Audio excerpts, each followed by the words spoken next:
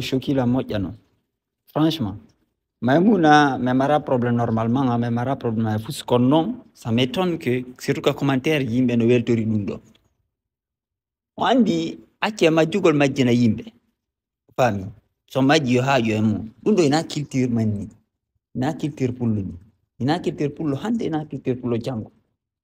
te hina hay culture diina Allah kam faami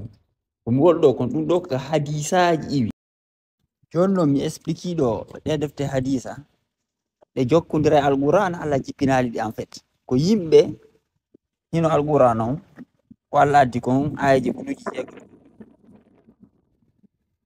ko yimɓe fefindi ɗe defte hadisa duuɓi temeɗɗe ɓaawo ko annabajo feƴƴini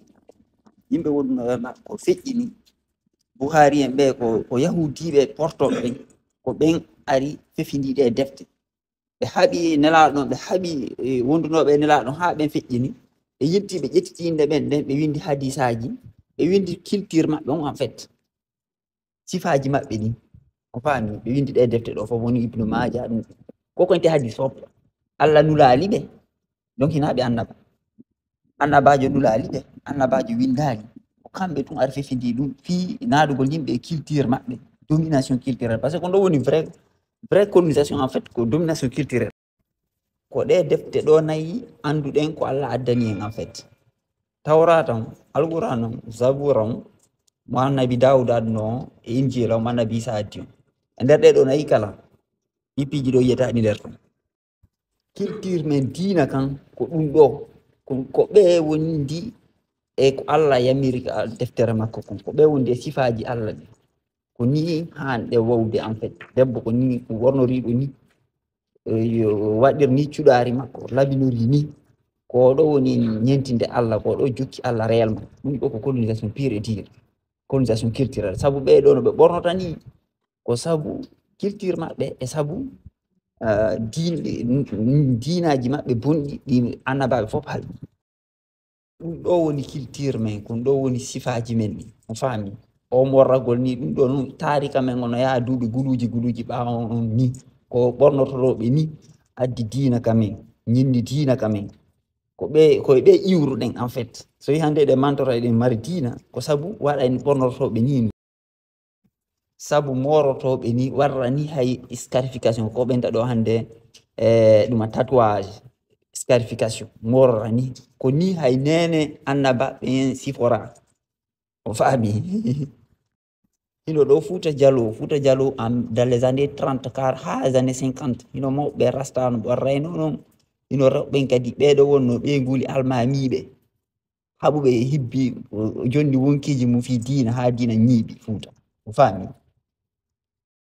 koko yetton ko culture yimɓe hoɗuɓe e désert ji ka mbulla leydi nattake guite mum naata e noppi mum kamɓe ɓe mara feere siɗa hoɗi e désert ko ni ɓornotoɗa hoɗɗo e désert o yiɗi o yiɗa ko non ɓornorta enen ɗo fof mama men en peut être pas ɓati mais mama men en koni mororta koni darirta on faami koni ka fulawaji men mama men ko ni ɓe morrayno ɓe tarata ko ɓeele janni en diina ko ɓe ɓurno en tawhid ko ɓe ɓurno en teddungal e hersal on faami ko ni rewɓe fulɓe ɓe morota ayi hande ɓe ɗi limjaji mum hay moragol ɓe anda hayno mororte en fait ono e ɗen limjaji mum acce majjingol yimɓe hinɗo kadi année 50 hinono ko ɓeɗo wonno rewɓe noble ɓen tigiri on faami hinno ɓe ɓornotano kono ɗo won ɓornateriji men ɗi ono enen Fouta Djalo wano min Fouta Djalo ko manti ko nena en ko ni ta rayno nena en ko ni netta rayno faami voilà o nimja koko yoton ɗum ko culture bonki e kaanuɓe kaanaruɓe ko ɓen ati wadde nimja e nder Fouta yimɓe ɓe tata hucci fewti goɗɗo falaka ɓe naati e nimja fiyo fof fotu e yille en fota Allah taggi o fonnaali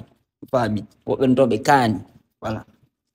neɗɗo ko a waɗa e cuɗari ma ndi a yaltintinna e cuɗari ma ndi ko ɗum ɗo goɗɗo naari haɗa ɓernde makko no waali no futi sifaji ma debbo on no yaltiti hino ka telle masina ɗo maalir ni ko ni kon ɗo woni debbo no wawi wawde décoration o labintinno normalement ko fottuno hande mawni nen fi culture men on fi yo artu wano alhamdulillah o joɗo ko ni woni culture men on en fait. Donc ɓaydi ɓeɗo kamɓe Allah alhamdulillahi ɓe mari culture on oɗo anen ko mawningol oɗo culture enen kadi ekkitoɗen no hettiren culture men on immorde e maɓɓe ɓayde kamɓe ɓe jogimo ena yewten enen kadi naɓen feetere yagal men ton na fiiɗa nawni nawnare warore inata raaɓina luttuɓe ɓe on faami acce naɗo e goɗɗi mentalité ji e koye paykoy par ce que ɗo eɗon profitude e maɓɓe ɓaydi ɓe anda on faami kamɓe ton hiɓe mawnini fimon ɓayde ɓe andi koye siɓɓe joni noon eɗon profite ɗum ɗon naada ɓe e majjere yagal mon nde o nin jayagal ko yiyoton ko contre diina kam est ce que ɗum ɓeydi peewal est ce que ɗum no ɓeyda nunɗal est ce que ɗum no ɓeyda teddungal hay fus ɗum waɗali ndaare résultat ji gibana ɗe ndim jaaji ko perdugol culture mais ɓurta majjude e rewɓe ɓurta sakade ko ɗum addi si hay leyɗe naare ka ɗum woni ton ndaare on tawa e peewal ala nder ton ko bonkiyagal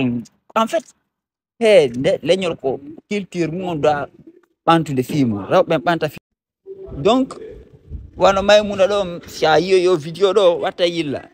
acce ɗum ɗon an ko a eto ɗum yalta e ɗum ɗon ekkitoɗa moragol déjà mi yalma meeɗa kam meeɗa yide kam moriɗa voilà mais tan jonnoy koye pay koye tan na ɗo ɗe feetere yagal ton ɗe feetere ɗo menen meɗen andi e ɗum joni no liteɗo fiyo ɗum yaltu ɗo yawde naada innocent ɓe ɓaydi kamɓe heɓe ka ladde ɓe jokki gaynako yagal maɓɓe ɓe anda yahon itton ɓe culture mo enen hande wonɗe wullude en perdi yaltinoɓe ɗo naadon ɓe feetere yagal men nde acce ɗum franchement ɗum ɗo no hulɓini quoi acce ɗum